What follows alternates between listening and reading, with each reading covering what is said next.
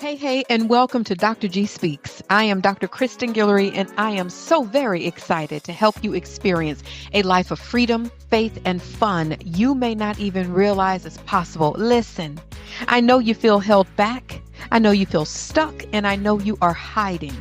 As a coach and the author of Look, Stop Hiding, How to Find Your Voice and Never Dim Your Light Again, you will get to listen to some amazing stories, receive some homework, that's the professor in me, and get some tools to help you live the life you deserve. It's time to quiet the noise and walk in the fullness of who God created you to be. It's time to stop hiding and start thriving. Together, we'll uncover your potential and ignite your journey to a fulfilling life, a life of freedom. Yo, so you are about to get a peek into a conversation with an amazing woman, Liv Stribling Robison, that I have known for 15 years. And she's brilliant and amazing. And I appreciate her transparency during this conversation. Check it out. What question do you have for me? How can I support you? I mentioned capacity, right? Now I'd be open to receive if I'm already at margin.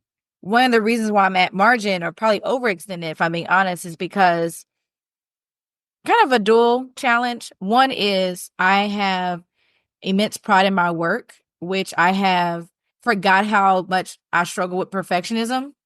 And the deeper I got into perfectionism, I realized it's more of a fear of rejection or fear of not being enough for the people that I'm doing work for. So I tend to over deliver for some type of validation. But then the other thing that I'm struggling with from capacity wise is control and not delegating. And so two things that I've discovered about myself in 2024 is the more I work on creating this dream, this vision, and creating a business out of it, it's really shown me internally two things that I probably always have struggled with. But in order for me to have capacity, to have lighter days, to have just room to breathe, I have to deal with my perfectionism and my control. So my question is, for those who are acutely aware of their challenge, but not necessarily have fully walked in it, how would you help someone like me who awareness is not the issue? It's really getting on the other side of these challenges. Getting on the other side of the challenges. Well, I mean, the first is the gift of your awareness. Everybody isn't aware, and the awareness is fantastic. So let's talk about both of them. Which one do you want to talk about first? Let's talk about control. Let's talk about the control and the whatever reason why I struggle with delegating and letting people help, like truly letting people help me how I help others. Okay. Is this something, how long would you say you've dealt with control? Probably all my life, especially I want to say it's always been a part of my adult years. I like to have things in a particular way. I like to be in control of the end result. And like I said, I like to go over deliver. And so for me, the control, doing it myself, ensures that it's done how I would do it. Okay. Got you. So on one end, there's nothing wrong with wanting things to be done in a certain way. I think in order to deal with control, I like to call it the and ministry, AND. So it's not saying, no, I'm open to everything. However, I have no framework or plans or things how I want, but it's the and. Here's the way that I prefer for things to be done. When they're done in this way, it's the right way in that moment. And am I so closed off, for example, or not open enough where there might be another way? So my question for you is there a possibility that there is another way to get a similar or even better result? Absolutely. In fact, when I am open to help, it's usually at the point where I have no other option.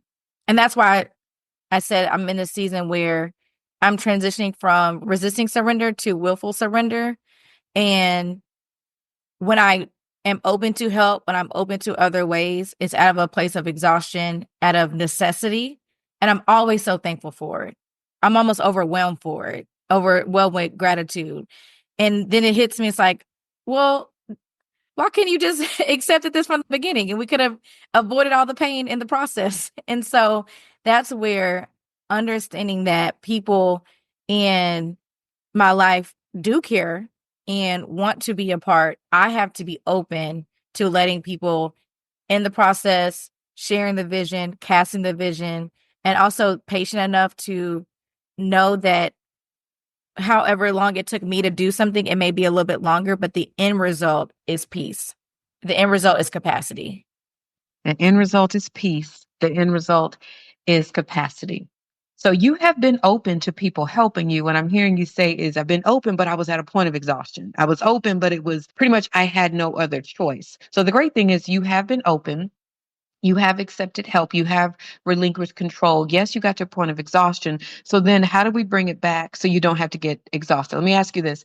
Give me one small area where you could be open to help, whether in your personal or professional life. There's nothing too small. Give me one area. So a recent area of help is either cooking or some type of house work around. Like, I'm not the most domestic. For those who know me, they know this is true. I can get really horse blinded. What's the word I'm trying to say? Laser focused on what I'm doing. And so because of that, things around the house kind of fall down. And I start to feel bad when they do. And so instead of feeling bad, just accepting the help for things that are not necessarily my natural gifting. Okay. What's one? Give me. So you said cooking, and then you said one other thing. So in terms of cooking, is it helping while you cook? Is it designating somebody to cook? What around cooking? So Jaden, for Christmas, I asked her for a meal plan service, someone who can help prepare meals, and that would be a huge help. And then also, I'm probably going to bring in someone to help with just house chores twice a month, if I'm being honest. Mainly just because at the end of the day, when I don't have the capacity, it's nice to know that, like, I didn't push myself to fold laundry. And that sounds really small to other people. And part of me is like my old school background. Like, I have a lot of beautiful women in my family who I've seen do so much. And this, just give context, I've seen the women in my family truly almost be superhuman.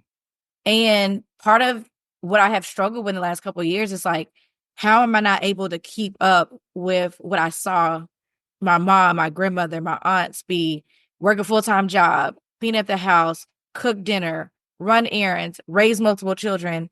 And I felt a little like unable to meet the standard. And so I'm releasing that and understanding that I can delegate the help. And that's okay. And that's okay. And that's okay. Say that again. And that's okay.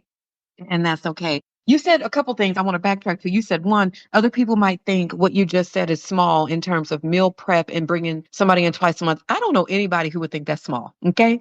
I don't know anybody who would think that is small. I know people who would say, oh my gosh, why didn't I think about that? Oh my gosh, why didn't I do that? During one of the coaching programs I think I did last year, there was a woman that was on and she needed help around the house.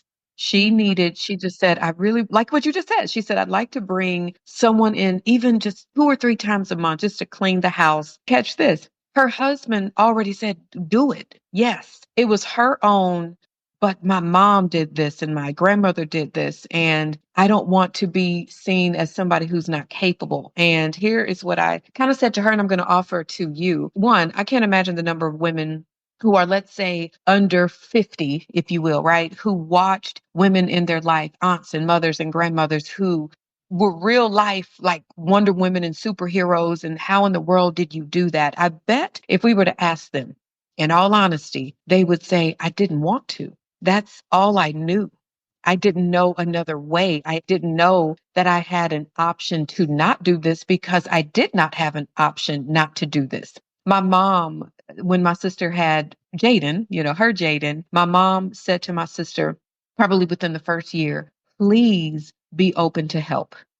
Like, do Mm, not do like me. Do not do like other women in my age bracket who try to do it all on our own. Please be open to help because there's a stigma with help. And I promise you, if you were to ask your mom or ask anybody else, they would say, I just didn't know that there was an option. I didn't know.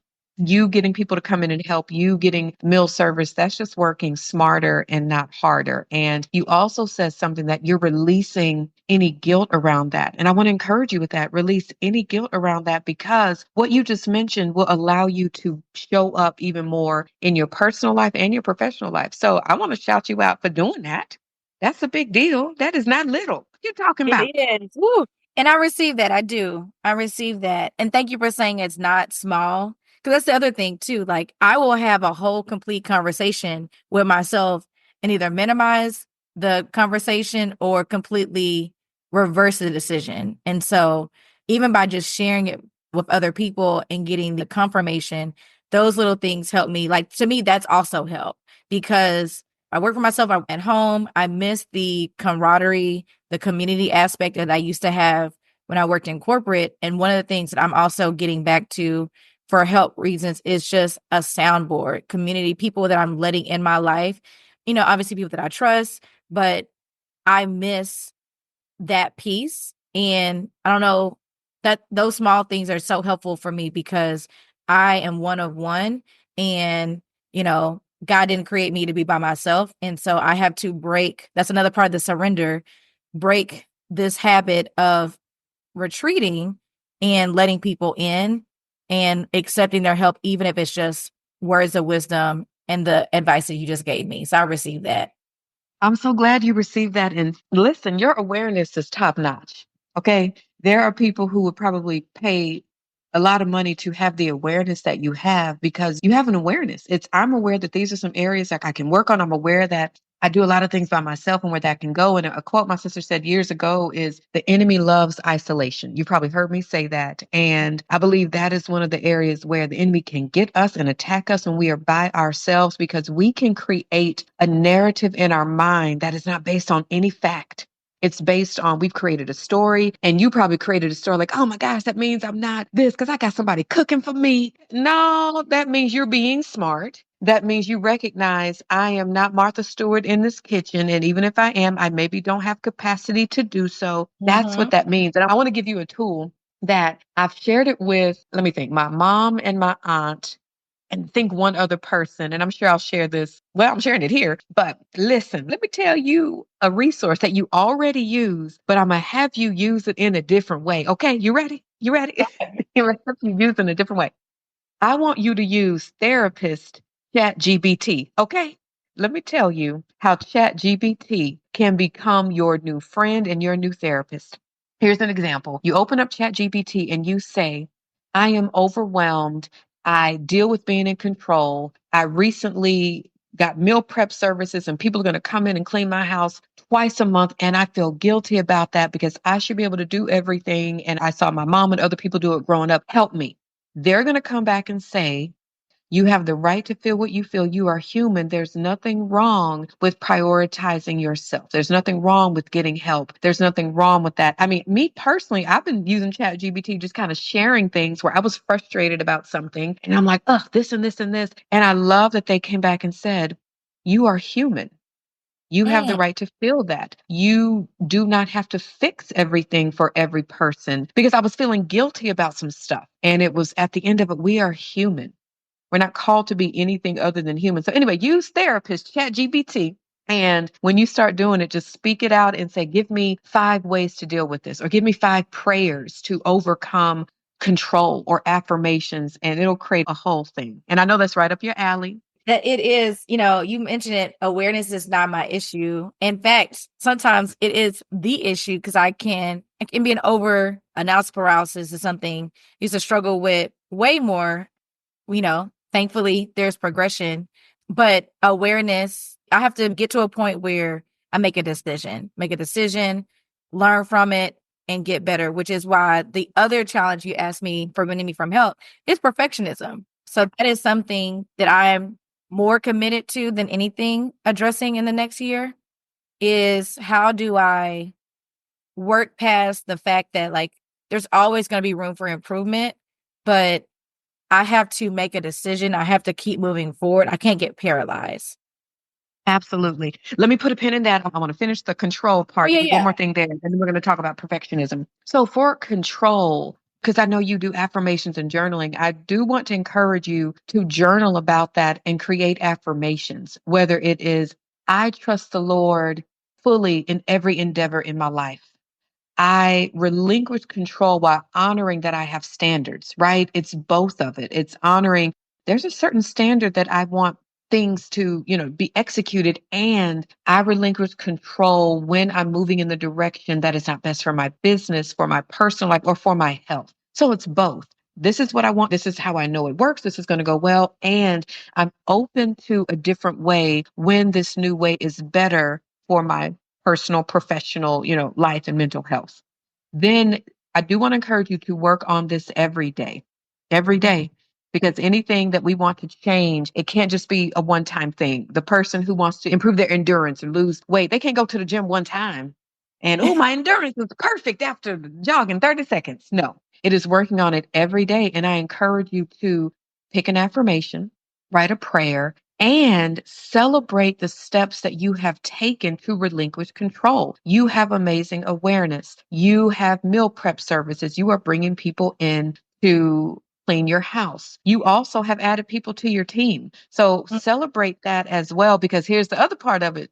Beautiful Liv, is you could even add perfectionism to you relinquishing control, right? Like you're like, ooh, I need to relinquish control in this way, exactly in this way. And if it's not this way, something's wrong. So you could then go and judge, unintentionally judge this beautiful effort because you're not relinquishing control in the way you think you should, at the pace you think you should. How, as opposed to, I'm relinquishing control in the best way for me on this day today, because there are rhythms, and it's not about relinquishing the same way every day. We are different every day. And actually, I told myself, I was like, get on here and cry. Tears are okay. I think the hardest part about this season of releasing control is for several years of my life, I never woke up and didn't know how the day was going to look. I had plans and contingency plans and contingency plans on those plans. And I always had a counter move and a back pocket option. And I had assurance in my next step. And this year has been such a year of unpredictability and showing up every day, not knowing how it's going to end and doing it all over again. And so part of the win for me is making it through 2024 better and stronger and flowing in a way that I've never flowed before. And I told you this before, but this season of entrepreneurship is very accidental. This business was the business that was never meant to be. And God's faithfulness in this season has been in response to me showing up every day. And part of that has been also releasing control. And again, that surrender that used to be with a clutch fist. Now it's like, okay, let me just give you all of my capacity and see what you do with it. Come on. That's huge. You know that is massive, because you used to. When did we meet? We met in 2010. So we got almost 15 years in this thing. And it wasn't a closed fist. It was super glue holding on to that thing that wasn't open. And the fact that your hands are open, that's part of you relinquishing control. That's part of you relinquishing perfectionism, and not intentionally, but not always giving yourself the credit that you have taken to get to this point. You also said this business is the business that was never supposed to be, according to you. God knew that this was supposed to be. I knew this was supposed to be pumpkin. Okay. How many things have you done, I done, other people done that was never part of the plan? Wasn't part of our plan, but God said, I need you to trust me. And you even moving forward with your business, do you realize how much relinquishing control took for that, and relinquishing perfectionism took for that?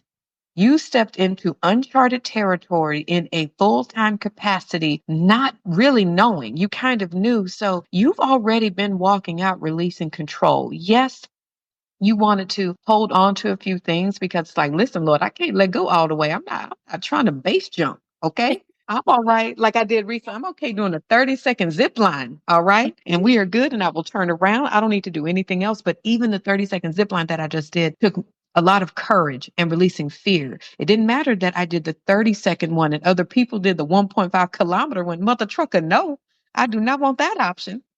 And no, thank you. But it is honoring where you are, not comparing you to the previous you, not comparing you to who you're becoming, not comparing yourself to somebody else. It's honoring where you are in this moment. And Liv, how often do you actually reflect on, wait a minute, Lord, I have actually relinquished control in areas with your daughter, right? You parent her well, you love her well, but you've released things with Jaden, like, you know what? I've done the best I could. She's a lovely young woman, but you have relinquished control there. You've relinquished control in places with your family, in places in your marriage, in your business. So you actually relinquished a lot.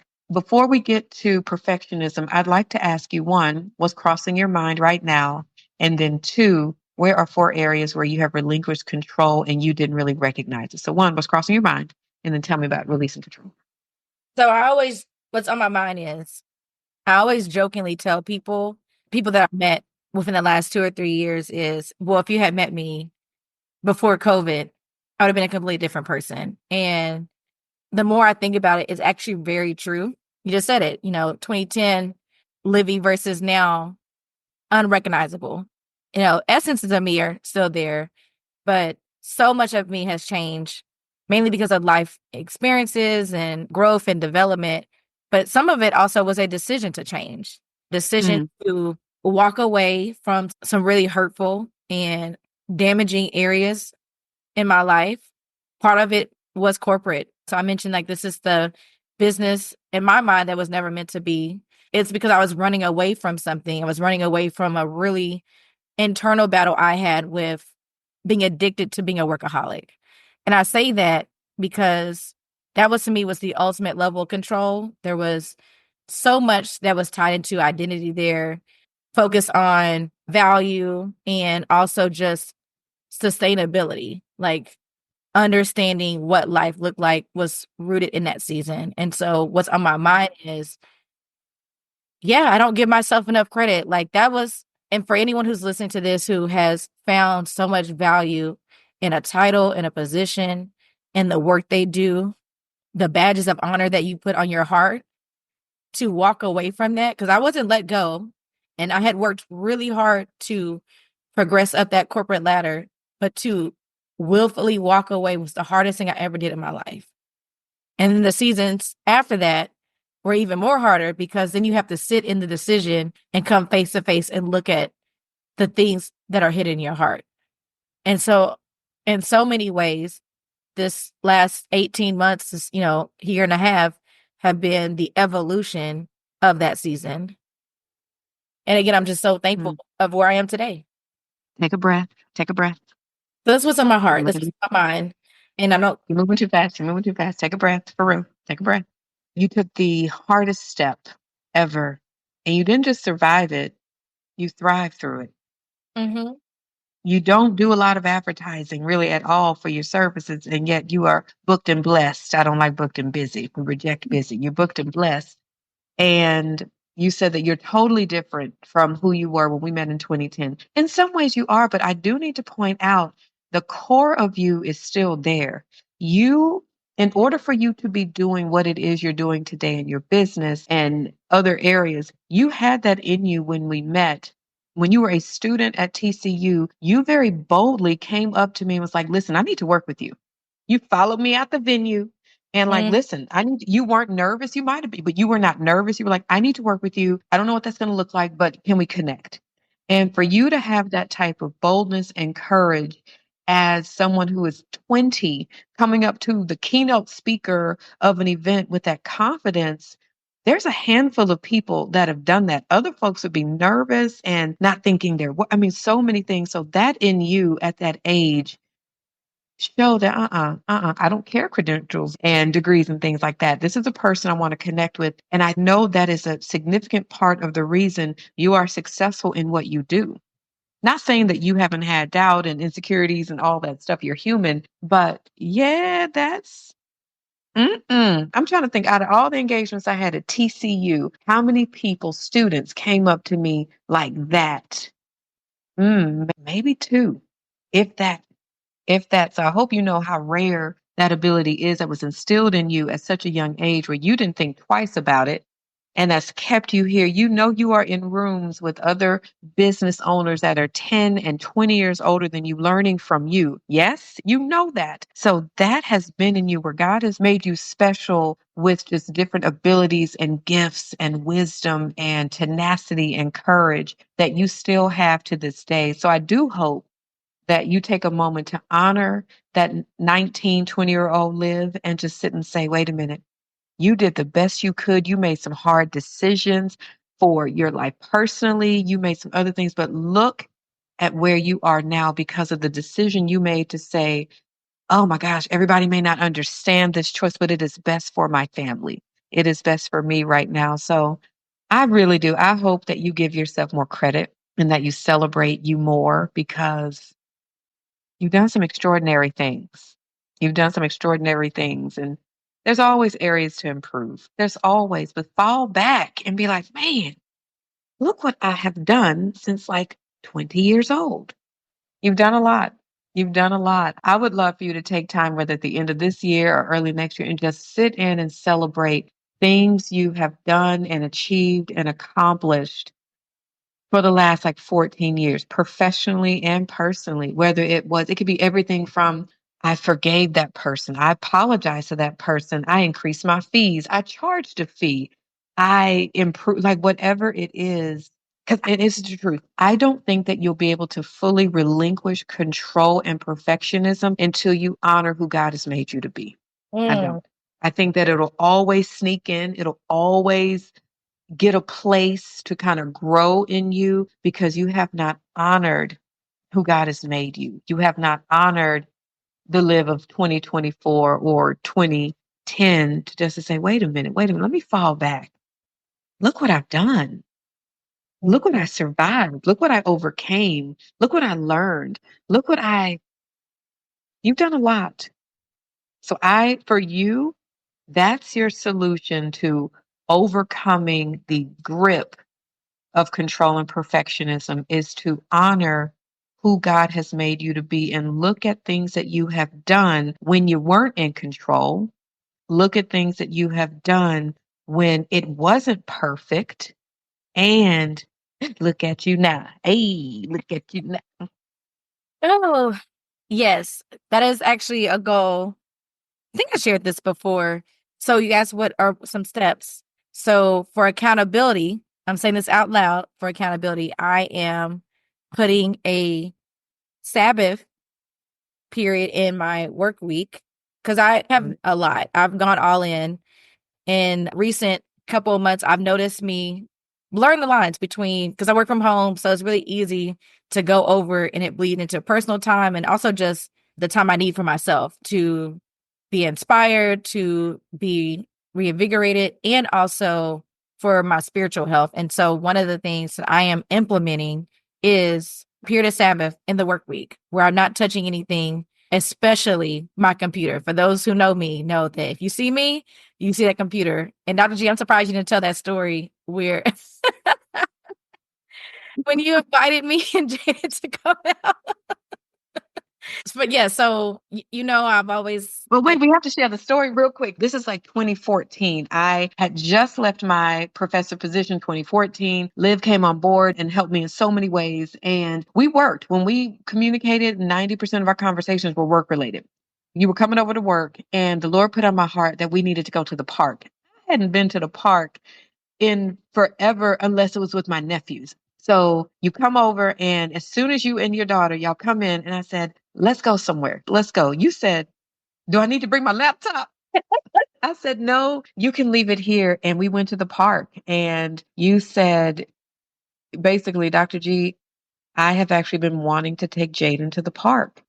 Oh my goodness. And there's a beautiful picture with me and Jaden swinging on some swings. That was my first time on a swing in like 15 years. And yes, you used to be tethered to your laptop, and that's totally okay. And you were mentioning you're doing the Sabbath. I want you, yes, absolutely do that. But let me give you this. Let me offer you this as I don't want to call myself a seasoned entrepreneur, but I could be seasoned having 10 years under my belt of a successful business. What I have learned specifically over the last like 3 years, is although I'm working kind of the same, if not more or different, it's lighter because when I am tired or when I have something else to do or when I'm just not in the zone, I don't force myself.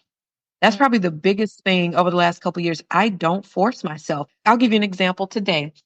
Hosting the sabbatical experience to Greece, and I have needed to send out payment links to the people that have registered. I wanted to do it about 3, 4 days ago, and I just wasn't in the zone. It wasn't about being lazy. I don't have a lazy bone in my body. It wasn't about that. It just was, I'm not in the zone to do so. I was in the zone today. And here's what I've learned. When I honor what my body is trying to communicate to me, when I work at the timing I'm supposed to, it goes by so fast. I mm. think I got everything done in 20 minutes today. 20 minutes, or if I would have tried to do this 3 days ago because I wasn't in the zone and I was tired or my mind was at the beach, it probably would have taken me 2 hours. And I'm very big on energy. I do not ever want to attach lack, scarcity, desperation, exhaustion, energy to what I do. So I chose to listen to my body and we got it done today. So I want to offer that to you as you are going to do your weekly Sabbath, but even during the day, when you listen to your body and say, okay, I'm forcing myself to do this right now. I think my body is saying, shut it down for 15 minutes, 20 minutes, an hour, step away and come back. And you know what a present and productive 45 minutes feels like. And you know what a non productive, what am I doing? 45 minutes feels like. You haven't even picked a color for the flyer. But with that productive 45 minutes, you have designed an 800-page workbook. Okay. That So is listen, right. Yes. Talk about that. absolutely. That's part of the help. So, one of the things that I'm recognizing is there's just natural work that the flow is insane. It doesn't feel like work. Literally, I get energized the more that I'm doing it. And so, doing things, focusing my time on that, and then delegating things that need to be done, but I can train up other people. The client experience can be great, the business can be great. That's going to be a focus to protect the energy. Because I love what you said, like not attaching negative energy for me, it has become a little bit of a tension point where this is no longer a hobby or something I'm doing on the side. This is now a business. And so there are things, part of it that have to get done, but necessarily doesn't give me joy. And so how can I delegate or invite people to help on that piece?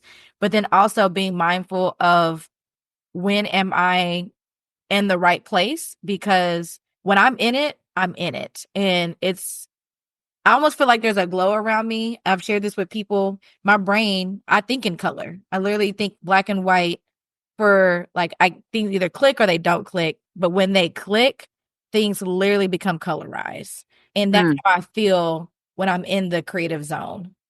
Okay, let's do this. You just said you want to figure out like what's the right place or something right there. You know what it feels like to be in the creative zone. You know that. Now, will you be in the creative zone for everything that you do in your business? No, because some things are billing and payroll and paperwork and things like that. But you know what that is. You know, like, you know what? I don't enjoy billing, but I need to get it done. So Yep. what do I need to do so I can attach, I get to energy rather than I have to energy to doing billing because wow, I have clients or I have a team where I have payroll or I have billing and I get to do it there.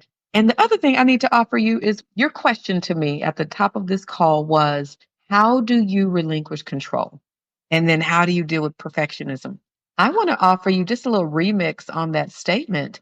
You already are relinquishing control.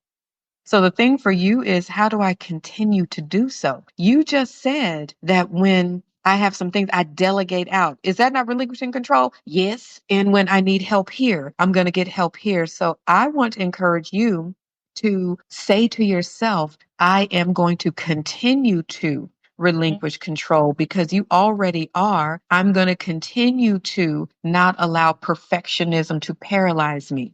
There's nothing wrong with having standards. I'm going to pray.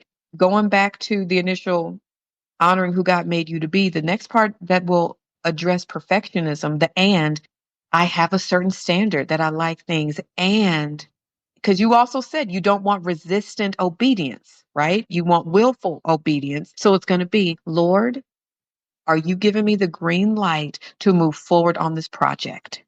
When he says you are done, we are going to implement willful obedience.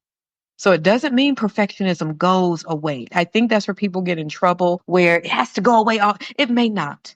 It may not. It could be there. It could be there in the corner because that may allow you to work at a certain capacity. And when God tells you it's enough, that's where you get to exercise the willful obedience. That's where you get to exercise, God, I feel like more, but you're saying, I'm done. And there's a peace there. There's a piece of, God, I don't get it. I felt like there was more, but you said do this. So let me fall back because my goal was obedience. Okay. Same thing with control. Okay, Lord, I really want to do this on my own. Are you guiding me to get help? This is going back to your goal, willful obedience. Okay. I feel like I can do it on my own, but you're saying let me be open to help. So part of it is continuing and increasing your prayer life, continuing allowing God to be your business partner, right? Prayer is part of your business plan. I know that was a shirt you have. And so you walk that out. Prayer is a part of my business plan. So before you get started every day, Lord, guide me today. Show me what I should do. Stop me in areas where I shouldn't. Help me to relinquish control and perfectionism and doubt in areas where I should, and help me to be obedient immediately. That's what you pray. I want to encourage you to pray something like that every day before you get started, because then everything else literally will just fall into place. Because as much as we may want to be in control and have things perfect, we're really in control of very little. We're in control of how we can respond to things. We're in control of a few other details, but we are really not in control of as much. And as somebody, me personally, I have gone kicking and screaming when God has told me to do some stuff because I like control. I'm like Janet Jackson, control. I like control. Okay. I don't like to let go of control. And God, I'll give you this. And this is a very real revelation from the last couple of days over a couple situations over the last year or two that have just stretched me. And God has said, these situations have been about you releasing control and trusting me more. I'm just chosen to use this to grow you. I need you to relinquish control and be obedient to me. That's it. That's it. And you're moving in the direction of that. And before you know it, Liv, things are going to be flowing and feel so easy, where you might question the ease, like this feels too easy. You're like, nope, I'm just being obedient because I trust God in everything. And that is where I truly believe you are going to feel your business like blow the F up. Okay. Because like, wait a minute, this doesn't make sense. I'm doing less. No, you're just trusting God more. That's what it is. Oh, come on. Did your hand go up in the air? I know it did. Yes, it did. So I wrote that down because I am an affirmation girly. You are spot on. I have a huge monitor, and all around it are sticky notes of Bible verses and affirmations. And so I wrote those two down. So yes, those are my two additions. And I will definitely be incorporating that in my daily practice because I recognize in this season of evolving, I'm recreating new habits. And so, yeah, I'm committed to the discipline of creating new habits. Let's go. I'm very proud of you. Will you read those two affirmations? So one of them I put, because I do have it on a shirt, prayer is a part of my business plan. And the other one I wrote down was, I'm doing less and I'm praying more. Mic drop. Doing less, praying more in 2025. Being open and available to all God has for you, even if it comes in unexpected ways and unexpected blessings, and just allowing God to fully use you in that creative zone. Yeah, let's go 2025. I'm very proud of you. I'm very proud of you. And I hope that you do celebrate and honor all that you have done professionally and personally over these last 15 years, because you've done a lot. You've done a lot. Well done, boo. I'm sending you virtual hugs and hearts. The affirmation for this week is, I trust the Lord fully in every endeavor in my life. I relinquish control while honoring that I have standards. Be sure to subscribe. And if you enjoyed this episode, please share it with your friends and family. Thanks again, and I'll see you next time. Deuces.